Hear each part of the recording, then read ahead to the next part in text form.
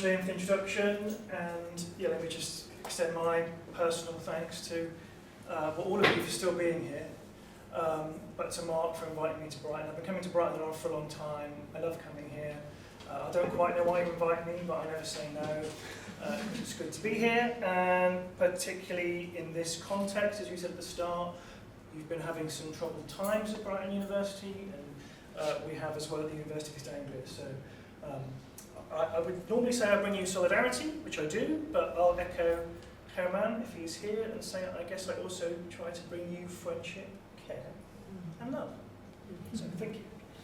Now coming last in these long and challenging days does maybe give me some obligations which I can't really fulfill, and I'm glad you partly lifted me on one of those obligations, which is to try and say something meaningful about the whole conference, which I certainly can't do. I don't have the expertise in literature or, as you learned this morning, philosophy to say any such thing. Although I do think what I would take is partly what you mentioned, that there is a question about political form and how we understand that, and whether we understand that in the same way as literary form or not. I have published an article. I published a prize-winning article called YouTube Populism, Ideology, Technology and Rhetorical Form. But I partly called it that because that's a slight quotation of Raymond Williams, which was what I had in mind. But I didn't, so yeah, you've made me think in this conversation I've been in that I should go and think that issue of form much more rigorously and much more formally as well. And I think you've helped me do that very much, so I appreciate that. So that's the most I can do in terms of my obligations to tie things together. The second obligation, I guess, is to say something interesting and keep you entertained as we go into the end. So I can't promise to do that, but I will try to do that. Some of this is a bit knockabout stuff. It isn't really a paper in the sense that I might publish it as an article. It's bits from this book project, but I composed it hoping that it would work for a very broad audience, because I don't know. We're all from different places and have different interests and different things, and you don't want to hear me give you detailed discussions of debates going on in digital studies, for example. But also what I find is I never quite know who knows what online. So I'm going to explain some things about online, and if you know it all, I'm sorry. But if you don't, I hope you find it interesting and worthwhile. To set this up, this is still my kind of preamble and situate myself now that I've heard where you're all coming from for the last couple of days. I would say I think of myself as a political theorist. Others would disagree with me in that. But I'm maybe a distinct one in that I'm interested in political ideas, and not just the ideas that are in the great texts, although I am interested in those, in Hobbes and Rousseau and so forth. I'm actually interested in ideas in, as it were, everyday political life. Where they come from, how they circulate, how they, as Stuart Hall would say, how they sometimes grip us. And that's what I'm interested in studying those, more than, in some respects, the ideas in the great text, although you can't really separate these things. I have in the past called it the study of political theory in the wild. What happens to ideas when they escape the seminar room and flow and do different things and form strange relationships and get used in different kinds of ways. And so also the political thinking of non-philosophers. So I'm not going to talk about philosophers or theorists, the people whose theory I'm interested in today are very much definitely not philosophers and would not normally be called theorists or intellectuals or anything like that. But I'm interested in what they're doing and how they're thinking politics. To give it another context, I once wrote that political theory or historical thought should perhaps think of itself sometimes as being like the history of art, tracing out lines of influence and traditions and schools and how they develop and move, thinking about how technologies and materials change the ways in which political ideas are expressed, thinking about the influence of socio-economic organisation, how those ideas work. So that's what I'm trying to do in the context of this project, but with a focus on the digital realm, digital context, and heavily informed, as I said earlier, by rhetoric and thinking about the forms and genres of persuasive and informed political speech and argument. So today I will be looking at, and you did say, Mark, that this is something your project should do, I will be looking at forms of political thought that I don't like and that I don't agree with, and that are bad, but maybe we'll come back at the end and discuss what bad means and why I think they're bad, or why you think they are bad. So that's sort of the context for it. But it really comes from, just to set this up, from a project I ran from I got first interested in internet, political forums online in about 2015, before Trump came along. Then I had a project from 2018 to 2021 with some colleagues in sociology and digital media, which we never finished because the internet is never finished. There's always more stuff to look at, and that's what we're now writing in that book. And the key question of that project really was what new rhetorics and what new ideological formations are emerging through and because of and on digital technologies and digital platforms. How are the platforms changing the kinds of rhetoric and therefore the kinds of ideological formation that shape our politics, with a particular interest in and focus on originally the so-called alt-right, but really now much more broadly the right-wing side of the spectrum. And that was because the right-wing side of the spectrum, partly because they were and are, I think, still the avant-garde when it comes to using digital technologies to communicate and argue for politics. Also because that seemed to me the more important thing to understand. But again, the question you might have at the end is, how might we think about left-wing forms? So what I'm going to do in this talk then is sort of present in a very general, hopefully accessible way, some general findings from this long period of studying this with various people. And I'm going to talk about ideological entrepreneurs, what I mean by that and why I think that's a helpful concept, or hope we demonstrate that's a helpful concept.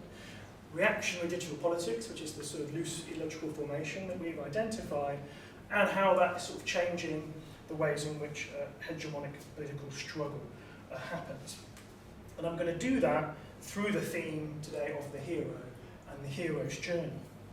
And just to be clear, that's not me imposing that as a reading.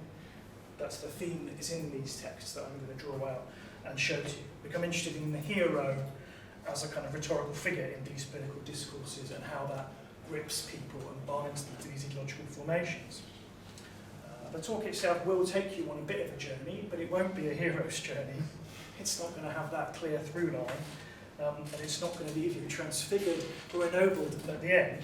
But hopefully at the end you'll feel that you saw something that was worth seeing and maybe gives you some sense of the things that are happening in the world online. So I've been looking at YouTube in an academic way for many, many years. I never from the start created a specific YouTube account to look at things online.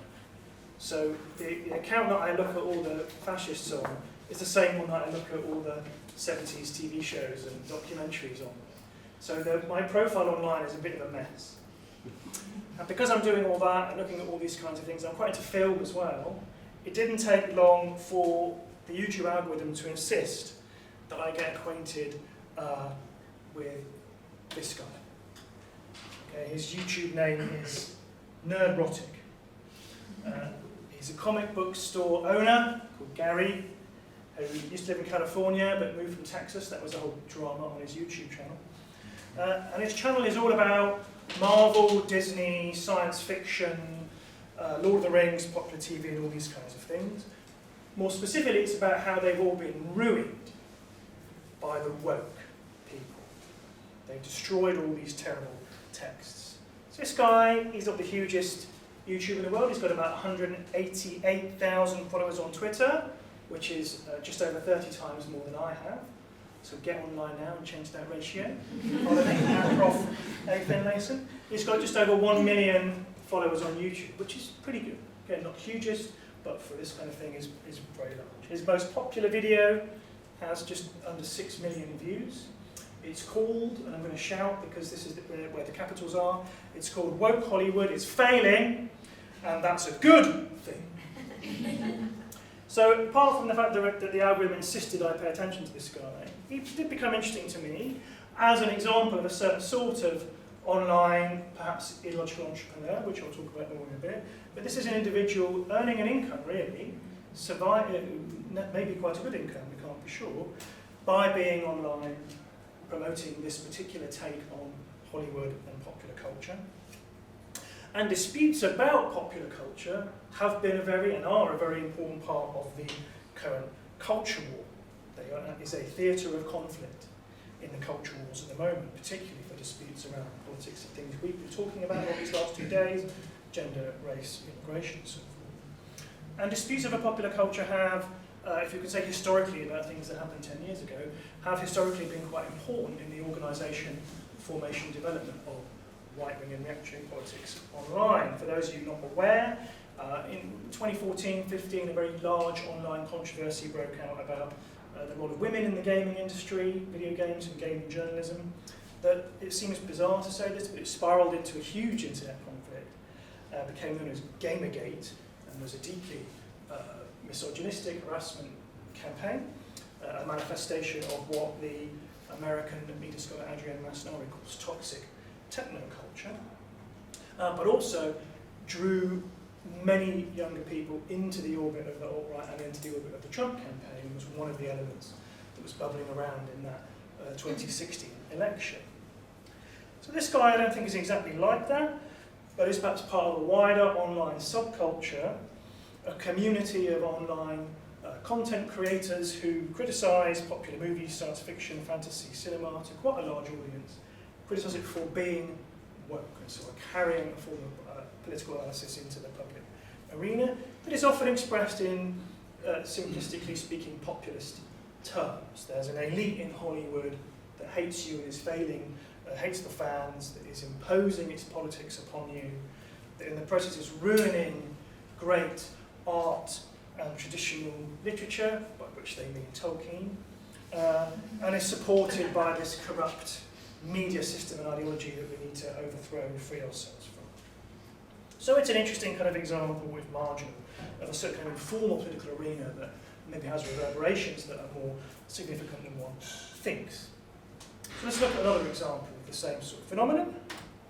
This is the critical drinker. So he's doing very well. He's got 2 million subscribers to his main channel, another 500,000 on his live stream channel. Also discusses movies, where movies means Hollywood, action, fantasy, and he's very critical of them again for being terribly woke. He's also, as you must if you want to survive online, got a whole kind of merch branding industry going. You can buy critical drinker t-shirts and stickers and even fridge magnets. Who wouldn't want that? I wouldn't want that. His real name is Will Jordan. He's a writer based from Scotland.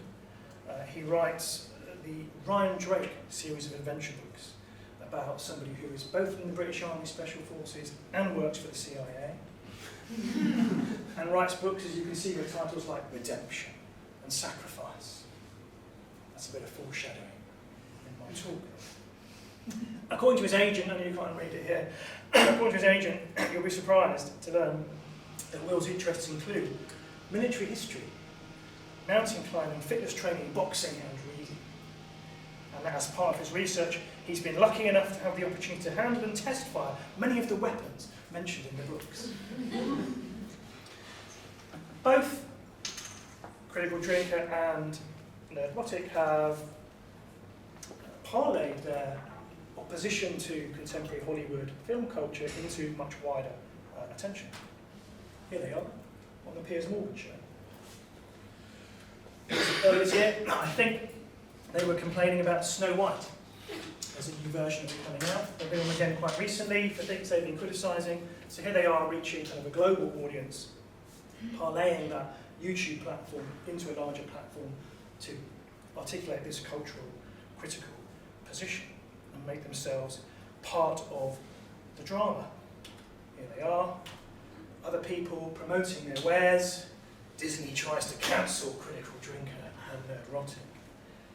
Blasts Critical Drinker. It's just typical YouTube language. Here's other people making videos about these guys, about them being attacked, being cancelled by woke Disney, how much they hate him.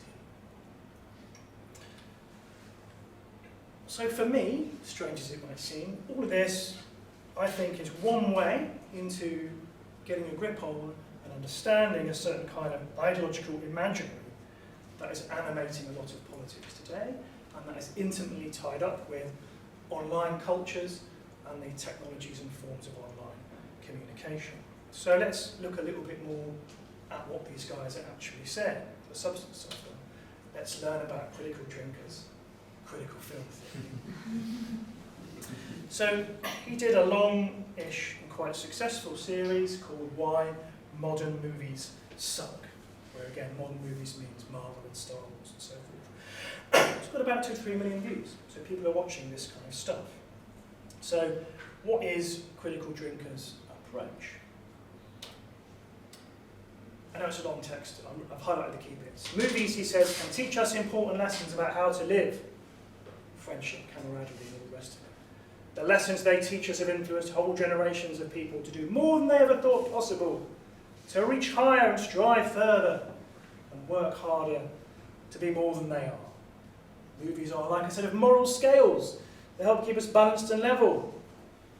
But today, the moral scale is tipping in the wrong direction, he says. Trying to frame negative actions, decisions and messages in a positive light. Movies that they're teaching people really shit lessons. And if this continues for too long, it's going to produce an entire generation, he says, of shitty people. So, like I said, it's not a theory, but it is a proposition of some kind. It's a kind of functional, moral approach to the movie text rather than aesthetic criticism, rooted in a conception about how people should live their lives. People should work hard, better themselves. The movies should support them in that, but the movies are teaching them to be entitled and arrogant. His key examples of this in this series are Disney's live version. Don't know if you don't know these, but I don't know these movies either. They are Disney's live version of Mulan, Rey in Star Wars, and the new Wonder Woman.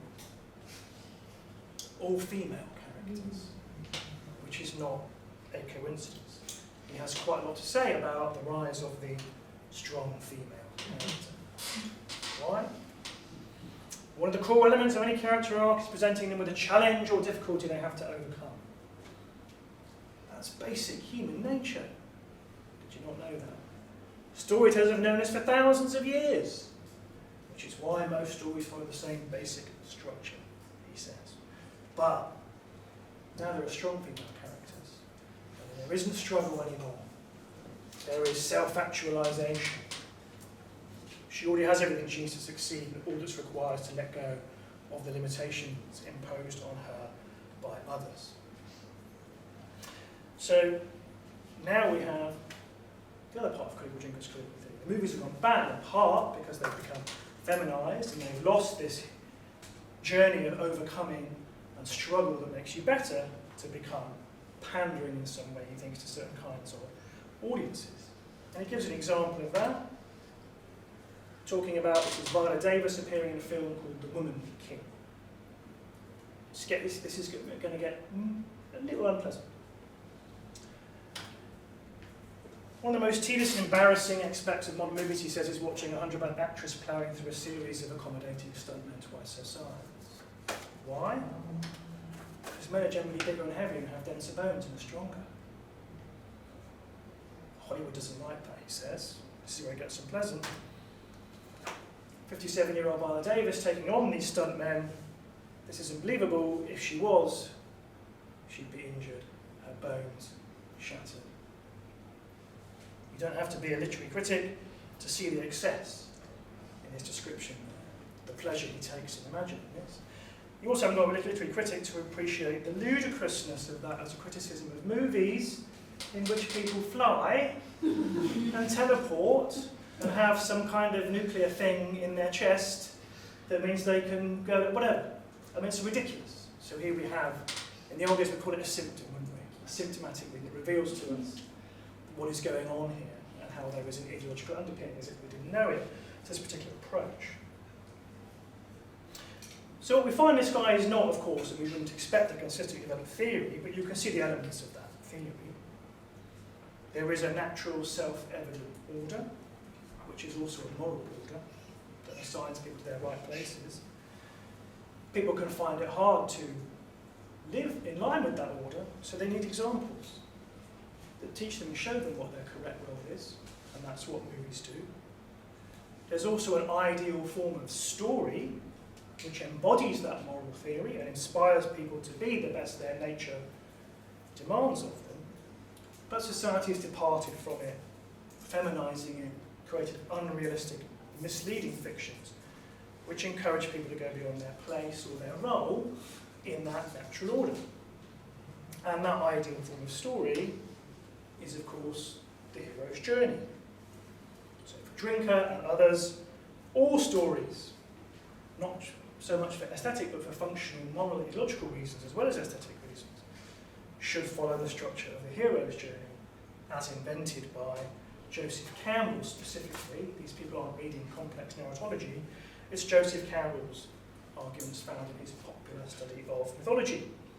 So in case you don't know, probably you do, Campbell's book, 1947, Here with a Thousand Faces, is a kind of melange of anthropology and psychology and mythology, particularly kind of Jungian approaches, that claims to find a common structure in myths and stories all over the world. But it doesn't proceed like Propp or Levi-Strauss or someone like that. It's much more about psychological and cultural health and well-being. It's about discovering the universal mythology that underlies everything, in which really Buddha and Christ and Krishna are all parts of the same kind of thing. And reprinted in '68, it became connected to a part of, not quite the counterculture, but moves for searches for spiritual insight for the fulfillment of human potential.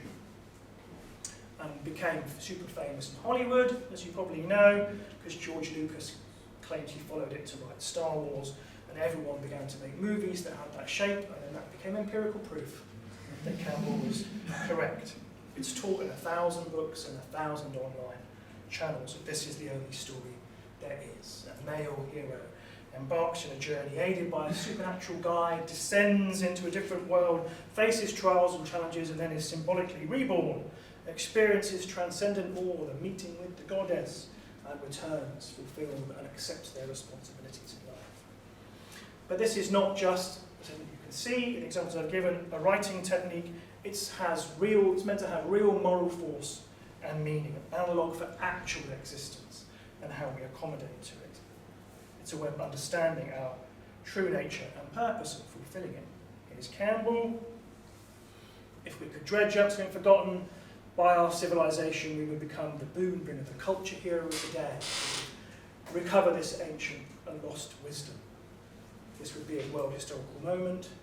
In myth, the problems and solutions are shown are valid for all mankind. It's the intense universalizing of this approach. The hero is one who has been able to battle his past his personal, local, historical limitations to the generally valid, normally human forms. And importantly, these will save civilization. They are eloquent, not of the present disintegrating society and psyche, but of the unquenched source through which society is reborn. So again, mythology, storytelling, the hero's journey is going to reacquaint the decadent and lost West with the eternal and timeless truths that it has lost and reoriented in the right way. So the point isn't to say that a neurotic or critical drinker are deep or great or necessarily important thinkers, but to see them as exemplars, manifestations of this wider culture war and the war on woke, and parts of a broader ideological, let's say, milieu for the moment, not necessarily signed up to a movement and conscious of it, but drawing on sources and elements like Campbell, whether they read it or not, to articulate this particular worldview. And they're also, therefore, exemplars of ongoing changes in how the struggle for cultural hegemony takes place. So, let's think about that. So push that to one side for a moment, and think about something in a slightly different way. So thinking about the politics of, or politics in culture, is empty means, I think, thinking about hegemony, as understood classically by cultural studies, thinking about how ideological domination is sustained or subverted in everyday life through these forms of art and popular culture. Thinking about what Gramsci, of course, called moral and intellectual leadership, that shapes consent to rule. But all of that cultural studies understand so well, is changing. And that's what we have to think about, is how these new medium and these appearance of these new kinds of figures is changing the ways in which cultural hegemony takes place. So, this is meant to be blank. I'm going to talk for a bit. So for Gramsci, we learn, of course, that hegemony is linked to the exercise of the intellectual function, where intellectual doesn't designate a particular social role necessarily, or standing, or office, or even quality, but as a function. The intellectual articulates ideas and conceptions of the world to a social group, which gives it what Gramsci calls homogeneity and awareness of its own function, not only in the economic but in the social and political fields. So in a way he's talking about how this gives to groups a political consciousness of some kind, some sense of common identity, a conception of their position in relation to other social groups, in the social formation of interests, potentially one's power, and so also makes possible their organisation as a collective political subject. So in the 20th century, those intellectuals were, on the one hand, of course, trade union militants, maybe radical party orators, shop stewards, and so forth, who were coming in from within that movement. But maybe, in different professions also, the management theorists, those articulating and writing the books of how to do these particular kinds of jobs and carry out these functions. Perhaps also, in some contexts, novelists, fiction writers and other artists.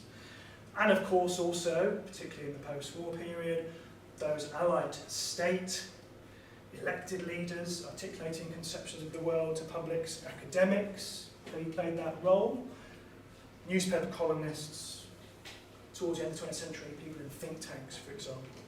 People who could take up a position in the public sphere and articulate or impose some conception of the world that shaped people's consciousness of their social, their common identity, interests, and so forth. Digital platforms have, or are in the process of destroying all of that. That arrangement of dispersion of people across intellectual functions and the governing and managing of them and the staging of their complex between them is being radically, if not completely, undermined by digital platforms. Why? Because one, most importantly, they reduce the barriers to entry into the public sphere. You don't need a studio. You don't need a printing press, obviously. You just go online. YouTube converts it for you and puts it out to all those people. So they enable ideological entrepreneurs, people who can earn an income from the advertising revenue they share with YouTube, from the merchandise, such as you saw earlier, from sponsorship on their channels, from Patreon, people signing up and agreeing to give an amount of money to them every month or every week, whatever it might be. And what's most important there is that means you now have a group of people who can endeavour to fulfil that intellectual function untethered from the traditional institutions that govern and organise them in the last century. The political party, the university, the newspaper and publishing magnate, which also, to some extent, regulated and organised them and allowed and disallowed certain things to be said and done, also imposed certain kinds of rhetorical genres as acceptable or unacceptable, or located with particular ideological traditions and so forth. And now we have a class that is completely free from that, and is in many respects structurally opposed to it, because they're in a market competition with it. So part of the struggles that's going on at the moment is a whole swathe of people able to claim that position online, for whom we in the university are the enemy, because we've been monopolising that market share, and they want that for themselves. A lot of the disputes about free speech are really about market share. Who can actually have the right to sell their speech in the public arena. So there's all these people independent of the old authorising institutions, even in conflict with them. But of course they're not independent. They're not independent of their paying audience, and they're not independent of the platform. They have to adapt that platform's affordances. They have to learn how to play within that platform's algorithms, and how to work with and maintain and keep and hold an audience in a very rapid and ongoing series of adjustments. If you're on YouTube, you're getting detailed data when people came on, what they watched, when they stopped. You're getting hundreds and thousands of comments to respond to adapt and shift and move your position in order to keep and sustain that audience. So here what's happening is a particular economic logic is becoming directly articulated with intellectual rhetorical logics in a way that was not quite the case in the 20th century. There clearly was, of course, a connection between class and economic interest, but it's very different here. and that directly generates certain kinds of, as I will try and show, ideological rhetoric. Because to be a successful ideological entrepreneur online means not only to be a good conservative or socialist or fascist, or whatever it might be, you also have to be good at YouTube or good at TikTok and know how to use that medium. And that profoundly shapes ideological form. Let me explain. So, does anyone know who this guy is? I wrote an award-winning article about this guy, come on. So this guy is Paul Joseph Watson, UK-based but internationally watched ideological entrepreneur in my term. He is far right. He was supportive of the UK Independence Party, Brexit, anti-immigration, all these kinds of things. Okay? The guy's got 2 million subscribers. Sometimes it's kind of kicked off the platform, sometimes not. Kind of maintains his position, just about. One of the reasons I got interested in digital politics in the first place was because I wanted to know why my students were saying certain things in classes, and I understood it was because they were all watching this guy. This is like 8-9 years ago. Okay. This is his tagline: culture, controversy, contrarianism. Notice alliteration, right? And his most it's not now his most recent video, but it's the most recent video when I made the slide last week, called "This Changes Everything," which, as you can see, was about the AfD's electoral success in the German regional elections, but also about how the lefties were all upset about it, the media was unhinged, also about the tyranny of political correctness. So using the AfD event to push a much more general position about what you're not allowed to say and be, and who's suppressing you and who those oppressors are. So last week that had just under 500,000 views, 5,817 comments, which is a lot, saying these kinds of unpleasant things, but far right just means regular people, etc. Importantly, you probably can't see at the back because it's down the bottom, the video is sponsored by Gold Mining Inc. Gold Mining Inc. has previously performed well in a rising gold price environment. The opportunity here is so monumental, please check out Gold Mining Inc. via the link. This is absolutely archetypal ideological entrepreneur. Okay? It's a commercial product, paid for by these particular interests, and there's a whole other paper to give, by the way, about the role of gold in the reactionary imaginary online. But here, kind of attracting quite considerable attention, putting forward these kinds of positions, circulating these kinds of arguments. And those comments are important because, again, remember, YouTube is a social media. It's an interactive medium. And people are always responding to those comments. So one of my colleagues on the project wrote a piece about showing how Russell Brand, if you know who Russell Brand is, a kind of now disgraced comedian, turned left-wing influencer, turned right-wing influencer, and he showed very clearly how Brand begins to turn after the comments have turned. The comments begin to go COVID skeptic, and he follows it. That's the entrepreneurship part, which isn't to say he's making it up, or pretending, maybe he is, that's not quite important. The point is that the ideological form is intimately linked to the commercial success of the platform and this ongoing interaction with these audiences. Here's another example. This is a very common American YouTuber called Matt Walsh. Anyone know Matt Walsh? Some of you do. You're also lucky to not know this. Yeah? So Walsh is a Christian nationalist. I don't think he would deny that position really in America. He's part of a larger kind of alliance of conservative online producers associated with him called David Wire.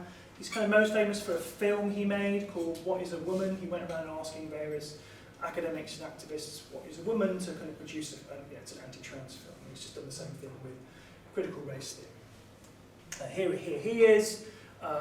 You can see how he presents himself, the kind of titles he has. He also has a nice line in merch, and is sponsored by Tax Network USA. Stop giving your money to woke corporations that hate you.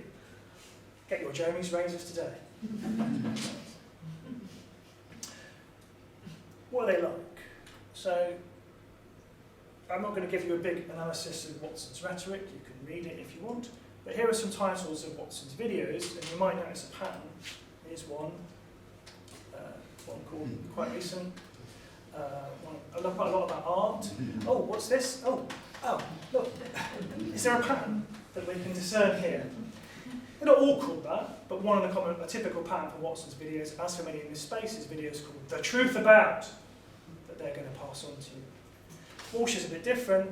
Walsh's are a bit more like general online clickbait entertainment, foregrounding his position. I can't believe this. Have you seen this? This really upset me. This woman is the reason why we can't have nice things anymore. So clickbaity kinds of headlines. So what you have here then is people who are quite prominent in a particular political space, developing and promoting a certain kind of ideological rhetoric that is shaped in part by the demands of the medium, the genres of the medium, to look like clickbait, but also is drawing on much more longer standing forms of rhetoric about revelation, about secrecy, about disclosure, about taking and showing you what is going on, introducing you to content and explaining how that content is evidence for this larger political phenomenon. So these are certain sorts of intellectuals carrying out some kind of intellectual function engaged in a contemporary culture. So, if hegemony is a party about intellectuals, how that is happening, who does that, is changing in a really quite profound way from traditional institutions to these kinds of individuals engaged in this entrepreneurship and a rhetoric governed by platform demands. Of course, there's more to hegemony than that. We know from Stuart Hall that hegemony is also about trying to stabilise the common sense, or draw and interact with the common sense, the everyday and spontaneous forms of thought that are circulating within a community, a class, a party, a nation, whatever it might be. Here again, digital platforms change almost everything.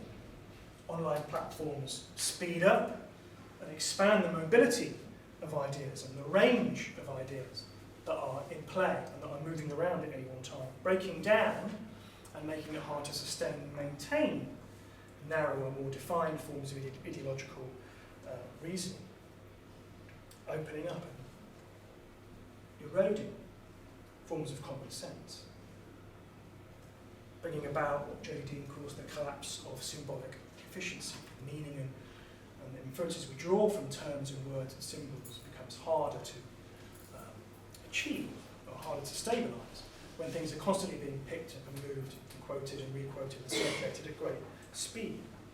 Digital platforms are, for example, eroding national, state-level forms of political communication. Part of what's happening in UK politics is that discourses of race and migration are drawing on and employing terms from the common sense of American political discourse, cutting across, confusing and muddling up national level discourses, making the common sense somewhat more complicated and confused. And what's most important from my point of view is that this dissolves the boundaries between once clear and once distinct ideological factions on the left and on the right. Part of the crisis of conservatism in this country is precisely the erosion of the boundaries between fragments and schools of right-wing thought. That happens in part because the barriers to entry into ideological communities are not just barriers to entry are not just dropped for the ideological entrepreneur, they're dropped for the consumer and the user. If it's 1975 and I'm in the Conservative Party and I want to find out what the National Front, the far-right party, is thinking, that's difficult. I've got to go to a different part of town. I've got to go to a meeting. I've got to buy a book somewhere or buy a newspaper. Online, I can click between all political positions with great ease and with no great effort. And so what were distinct factions begin to break down and become part of a much looser, open-ended and flowing milieu. So that's why I talk about reactionary digital politics, to try and understand this much looser and larger set of positions in which terms and concepts and examples are moving and flowing in rather complicated ways. It's not just the centre becoming more extreme, although that is happening, it's also extreme moving towards the centre in different kinds of complex convergences. But clearly what's happening is a new kind of flow and convergence between traditional right, radical right, and so on. So that leads on the one hand to a simplification of ideological form. What unites reactionary digital politics most fundamentally is a commitment, a principled commitment to inequality, to inequality as an organising feature of any good society. But it's also broad and vague enough that different groups with different interests can rally around that pole of inequality, those who are most concerned about inequality between the sexes, inequality between the races, inequality between the nations, inequality between income or talent or skill or competence or whatever it might be. They unite around a commitment to inequality and, most importantly, a negative proposition about liberalism when it comes to inequality. The essence of reactionary digital politics is the claim that liberalism has gone too far. It's gone too far in this equality thing. It's gone too far trying to impose these principles, and it's undermining itself, and it's undermining the country, and it's undermining Western civilization itself. And that generates a rhetoric involving the production of examples to prove that things have gone too far and that things have gone wrong. Cancellations, arrests for posting online about rioting, examples of white people and men being dominated or excluded, added to and built up and circulated as inductive proofs that everything's gone too far. It might have been all right to give people equal rights, but now it's gone too far, now it's becoming oppressive. So what's happening on the right of the spectrum is the rise to prominence of a very distinctly reactionary form of rhetoric, not advancing positive claims or proposals about society and politics, but denouncing what is happening, denouncing the decline, denouncing the decadence with which we live.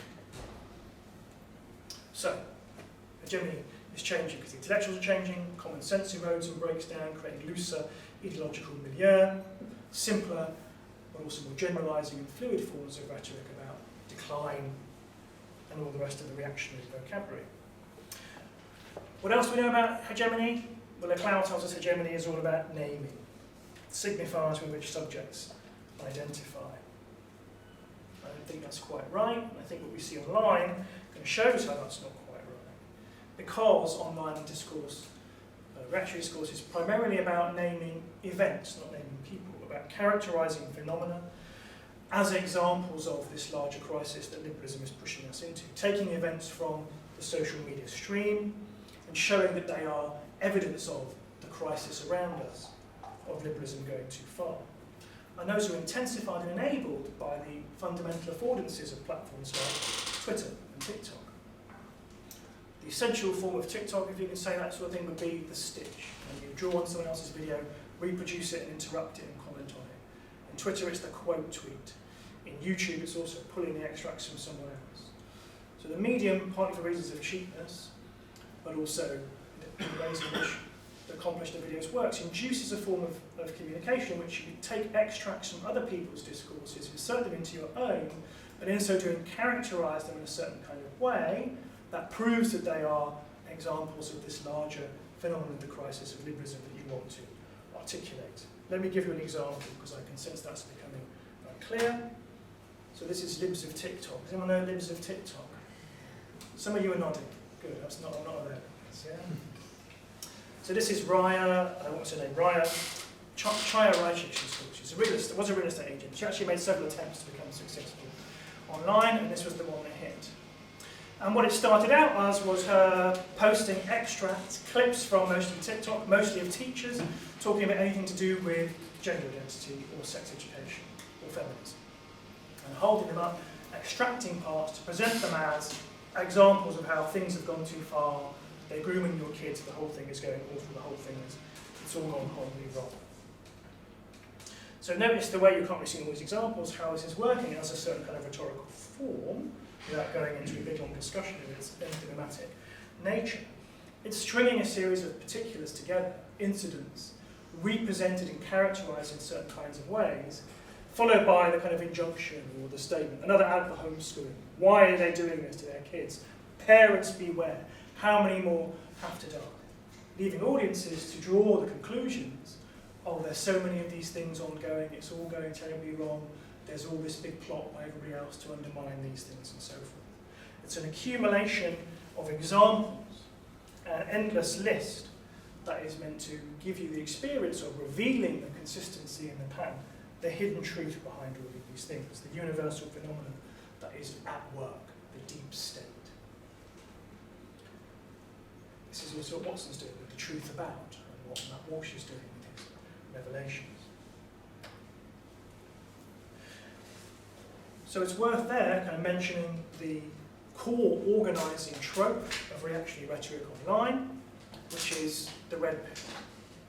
Taken from the Matrix movies, the idea that you take a pill, it reveals to you that reality is a simulation. The red pill is the fundamental metaphor of online reactionary politics. The pill that standing for the realisation that everything you've been told about liberal equality was wrong, that in fact the liberals are oppressing you and dominating you, that equality is a lie, and you have been made to pay the price for sustaining that lie. So it's a metaphor of awakening on the one hand, of realising the truth that's been hidden from you all along. It's also, importantly, a metaphor that retains its medical connotation. The pill will make you feel better. The pill will explain to you why you feel bad. The pill will explain to you why you aren't the success you think you should be. It's because they are trying to make you feel guilty. They are trying to make you feel bad. They are hiding the truth from you. Now that you have it, you can engage in action to liberate yourself. What is that action? Number one, like and subscribe. Number two, share this with all your friends. 3, buy the merchandise. Or, if it's critical drinker nerdrotic, it's downvote the advert for the Snow White film. Let's ratio this out of existence. Let's go on Rotten Tomatoes and say, no, this is a terrible movie, let's condemn it for being woke. Let's stop watching Disney. Do your own research. Become a content creator yourself. So it's a call to action, isn't it? It's a call to action made by the ideological entrepreneur who presents themselves as one who has insight and understanding and can lay things out for you to see and you to understand, so you can become a new kind of individual able to participate in your own liberation. And that's an orientation that is that the audience is invited to assume is again also shaped by the affordances of the technology, by the interface itself. Online, politics becomes something you do through that web interface, not through meetings, not through reading pamphlets and discussing them, not through ballot boxes. Politics involves scanning and looking at the images, the incidents, the decontextualized phrases and terms, and learning to recognize the context in which they really belong, whose side they're coming from, how they reveal the underlying truth of what's going wrong in our decadent society. But at the same time, on digital interfaces, politics loses its generic distinctiveness, if you could let me get away with that phrase. The recognisability of politics as a particular form of speech and communication, much as we might want to critique it for its exclusions, was clearly a certain genre. We knew we were doing politics. We knew that certain things and topics and styles were those associated with the political realm, often didn't like them. They begin to lose their distinctiveness online. The clear styles and locations and forms of politics that organised the 20th century erode as politics blurs and becomes one with entertainment, comedy, movie reviewing, self-help, advertising, and so forth. All on platforms that are designed to demand our continued and ceaseless attention and to demand our participation. So one of the propositions I want to make is that in fact what happens online is that political activity begins to become game-like. And I mean literally video game-like. Platforms are already game-like, because that's how the Silicon Valley people who designed them thought about them. You compete online for likes and followers. You design your avatar, your character, your flair on Reddit that you put out there as your character, your profile online. You compete to win thumbs up, karma points on Reddit, as they call it, for followers. How many followers have you got? How many subscribers have you got? I've got more than them. We are clearly winning on our side. And that begins to shape political action online. People relating to political activity as a thing you do on your own with others virtually through the screen, identifying, naming, categorising, perceiving the deep story behind it, the deep state's suspicious action, and then seeking out ways to share that or undermine it or refute it. As part of our project, we studied for a long time a Reddit community called R the Donald, a Trump-supporting Reddit thread from 2015 to about 2018, which was absolutely full of people engaging in what they called the info war, waging the info war online, seeing events happen, mass shootings, the burning of Notre Dame Cathedral, quickly deciding that these were evidence of deep state fakery or the undermining of Western civilization by Islamic terrorists, then going online to battle with the mainstream media to push back against the lying narrative that was being imposed on these, waging info war by gaming platforms, by breaking their algorithms to push their stories to the front, but also trying to go organised, going online and shifting and changing their narrative. The most obvious example is QAnon. Do we know what QAnon is? QAnon, the kind of general conspiracy theory, that the deep state are involved in child trafficking, but also that a secret agent is releasing information in code online. That creates what Florian Kramer calls a collective text interpretation game, in which people join together to decode the meaning, share their findings, do their research to find the bad guy, who by being revealed will be defeated. So this is, to partly steal from Stiegler, a profound change in the grammatisation of politics. Different way of organising and locating political and politics activity in the distribution of things that we do in a social order, where it begins to both lose its distinctiveness as opposed to entertainment or comedy or commerce, say, but also opens up new kinds of political relationships, in this case in the form of people relating virtually online as members of some kind of adventurous role-playing community out to expose the lies of the deep state around them.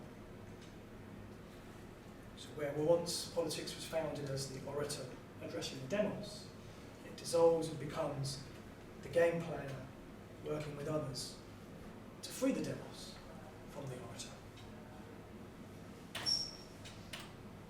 So, last part.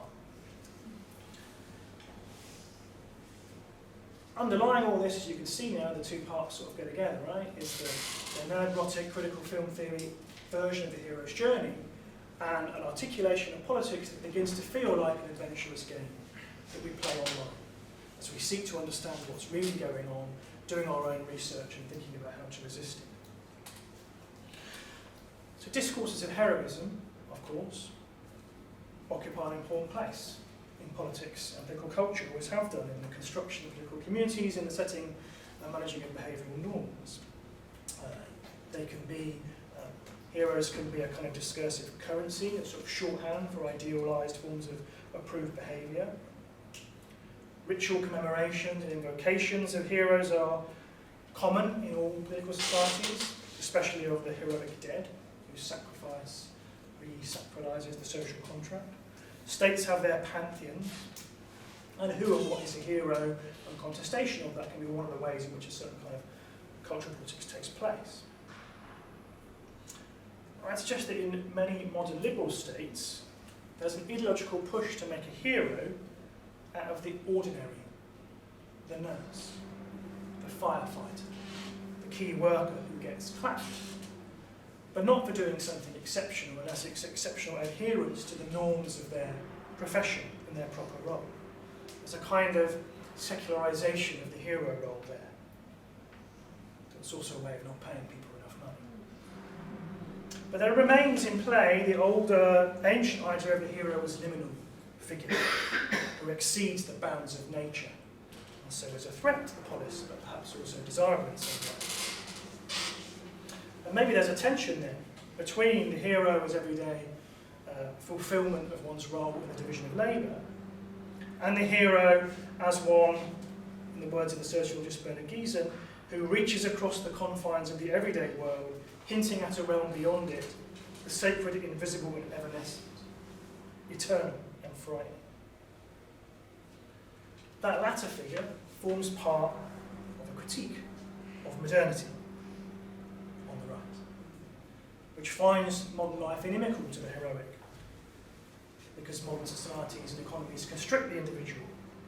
They're immune to the sacred. Virtue is adherence to procedures. Charisma is bureaucratized and routinized, as they would put it. In the 19th century, Bentham in this country called hero worship pernicious. In response, Carlyle, famously, objected to the reduction of life to the merely calculable, argued that great individuals were the driving force of history, and celebrated those heroes who, quote, reveal order, hierarchy and beauty. And Carlyle is a hero, now for some on the right online.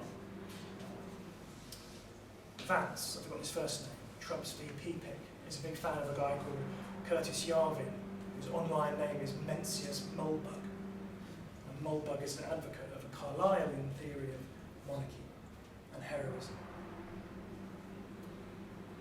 So, in reactionary digital politics, the hero is figured as the manifestation not of the ordinary, but of pure individuality, freed from the constraints of the social, like ancient heroes were freed from the constraints of nature.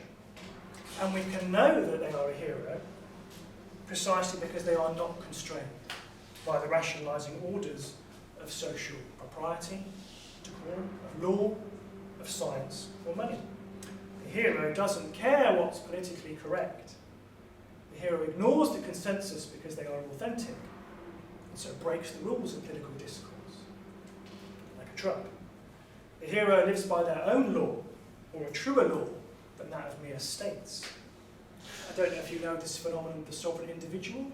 It's this kind of movement who believe there's a kind of, they have access to a more fundamental law, a common law that is not adhered to by the states. There's quite funny videos online of them turning up in court and refusing to pay their car parking fines because you haven't got standing, I have rights, this kind of thing, yeah?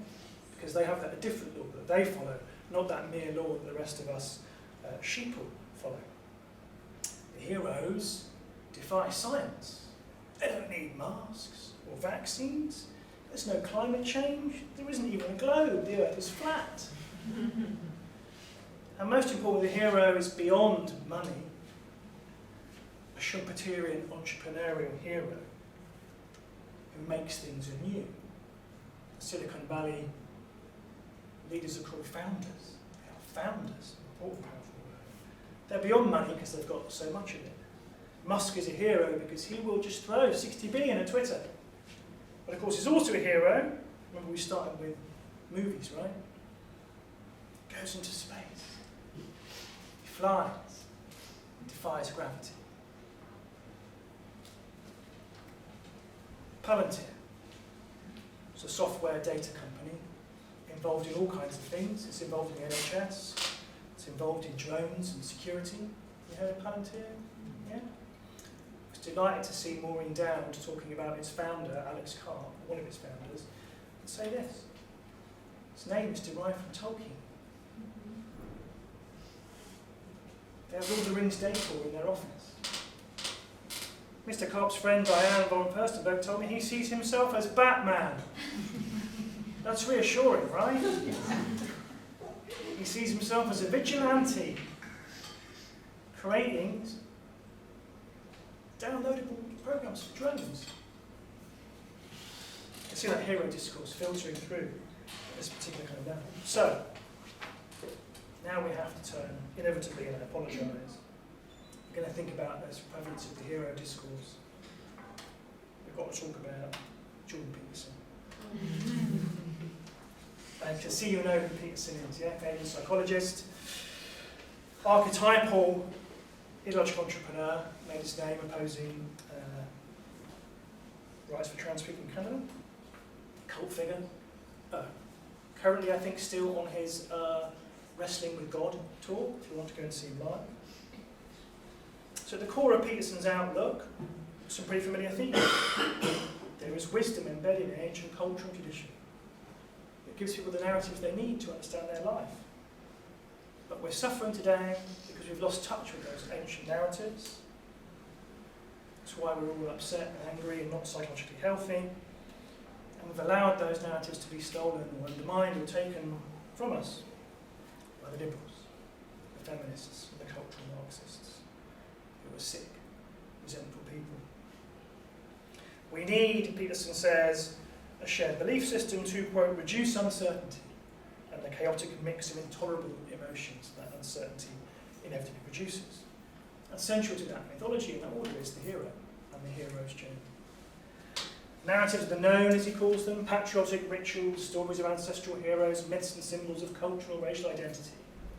Describe, he's very wordy, this is not as complicated as he seems to like to make it out. Describe established territory. They weave for us a web of meaning that shared with others eliminates the necessity of dispute over meaning, makes for peace, stability and potential prosperity. You understand what he means. Our imitative proclivity expressed in behaviour finds its counterpart in the ability to admire, a permanent, innate or easily acquired constituent element of our intrapsychic state, particularly in small boys who admire these hero figures and can unite with them. So here, just as we found at the start, drinker is this idea of some kind of semi-evolutionary, rational, utilitarian justification for mythology. Society is saved from chaos and destruction by embracing the reality, the truth of the hero's journey. If you understand malevolence, says Peterson, you understand the opposite of it is the hero's journey. And it's easy to be cynical about that. Well, it's not that easy, he says. Because if you're cynical about it, you undermine your own life, which is what the left does. Yeah. Everyone knows this. Everyone knows this. Everyone knows the truth of the hero's journey. And that leads Peterson to articulate his clear critique of demythologization. Mythology protects us, he says, from ideological gullibility, by which he means what you do.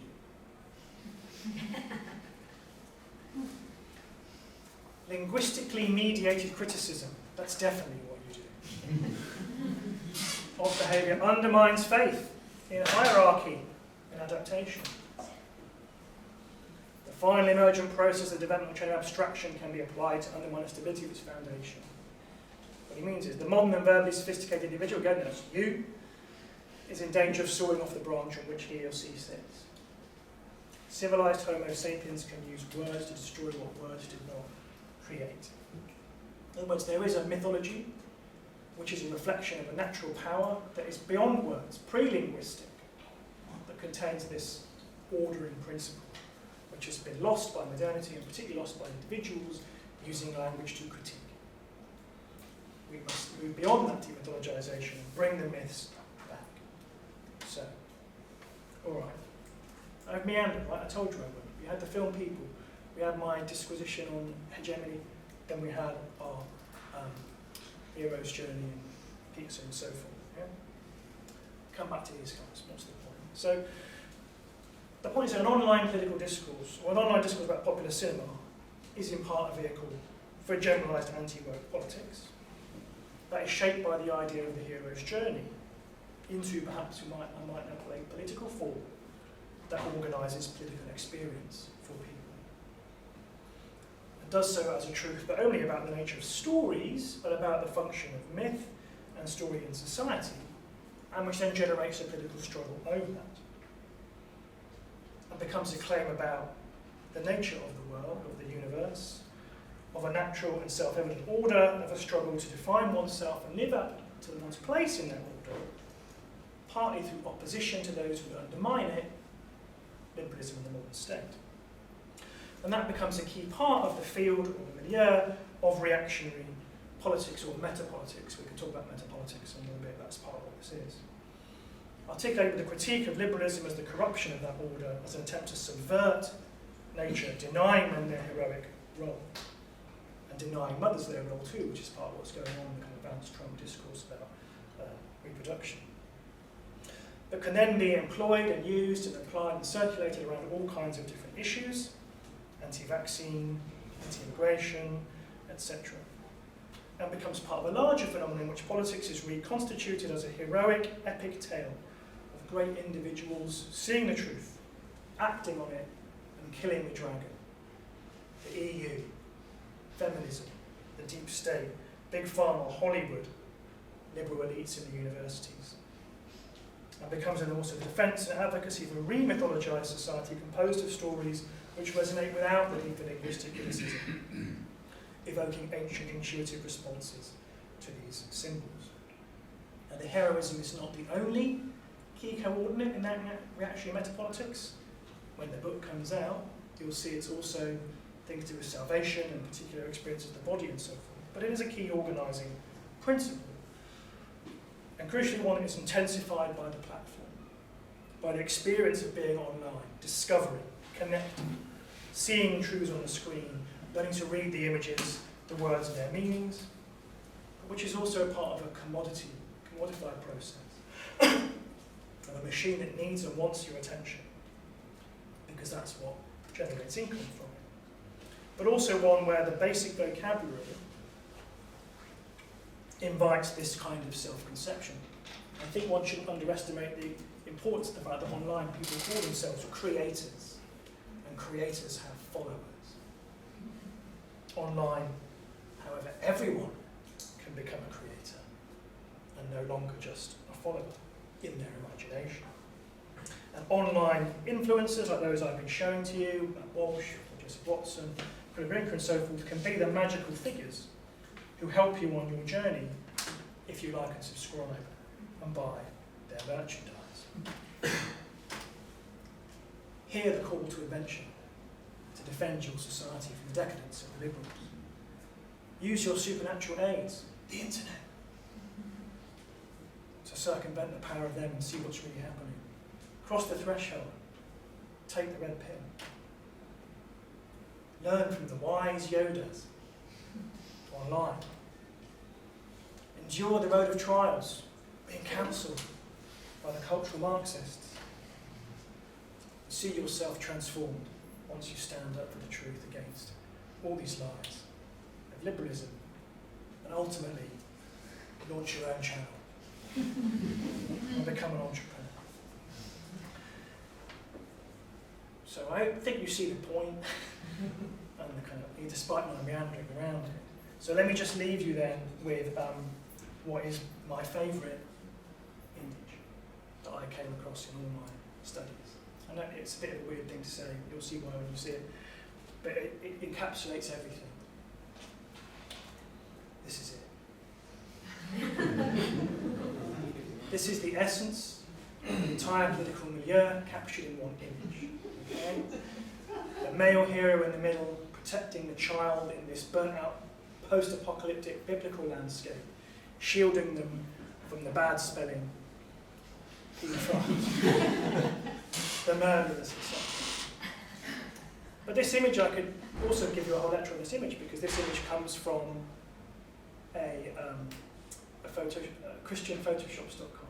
So a guy who makes just a flat, didn't have the words on it, makes the images as part of his religious worship, compiling these things from the elements that are already provided by the machine with a list of images and backgrounds on the internet. So he's gathering them, that's his own heroic activity, puts them out there, you can add the words on them, and this becomes your own heroic action, putting the image out there so others can see and reveal the truth. I'm not a Lacanian, but I do agree that this encapsulates the phantasmatic character that sustains the grip of this formation. So this is just one figure and one element of that larger milieu. Others are there, others will emerge from the interaction of technology and ideology and fiction and fantasy. I think part of the labours of the present day are understanding those forms and where they come from and where they work. But, I can't finish without saying this, all of that labour would be for nothing if we didn't then use it to create our own images and our own forms that push back on this. Thank you very much.